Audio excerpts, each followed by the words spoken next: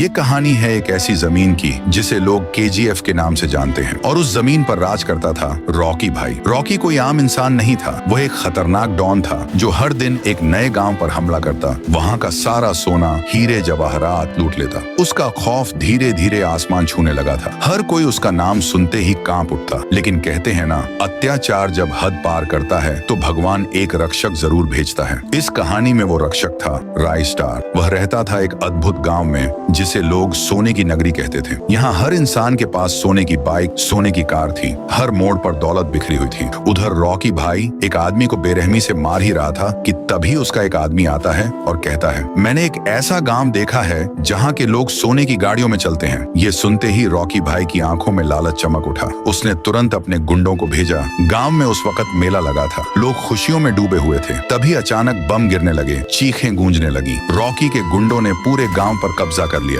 गांव वाले चीख चीख कर कहने लगे, हमें जाने दो। लेकिन उन दरिंदों को कोई रहम नहीं आया। गांव के एक कोने में छिपे हुए थे ज्ञान भाई। उन्होंने ये सब अपनी आंखों से देखा और सीधा दौड़े राइस्टार के घर। राइस्टार किसी से बात कर रहा था, तभी ज्ञान भाई हांफते हुए अंदर आते हैं। राइस्टार पूछता है, क्या हुआ ज्ञान, बहुत परेशान लग रहे हो। ज्ञान भाई बोलते हैं, गांव पर हमला हो गया है, जल्दी चलो वरना सब मारे जाएंगे। राइस्टार बिना एक पल गंवाए अपनी लैम्बोर्गिनी निकालता है और दौड़ पड़ता है। उधर गांव में एक गुंडा हंसते हुए बोलता है, अब कौन बचाएगा इन सबको। तभी एंट्री होती है राइस्टार की। जैसे ही आता है, दो गुंडों को हवा में उछाल देता है, तीसरे को पकड़ता है और कहता है, जाकर अपने बॉस से कहना जिस गांव पर वो कब्जा करना चाहता है उसका रक्षक मैं हूँ। वो गुंडा डर से कांपता हुआ भागता है और रॉकी भाई को सारी बात बताता है। रॉकी भाई गुस्से में दहाड़ता है, किसकी इतनी हिम्मत कि मुझे चैलेंज करे, अब तो उसे जिंदा नहीं छोड़ूंगा। अगले दिन फिर से हमला होता है, लेकिन इस बार हथियार नहीं, जंगल से निकले खूंखार जानवर गांव पर टूट पड़ते हैं। तबाही मच जाती है, सैकड़ों लोग मारे जाते हैं। सिर्फ ज्ञान भाई और कुछ लोग ही बचते हैं। रॉकी भाई जोर से चिल्लाता है, कहाँ है तुम्हारा हीरो राइस्टार। ज्ञान भाई गुस्से में जवाब देते हैं, अगर वो आ गया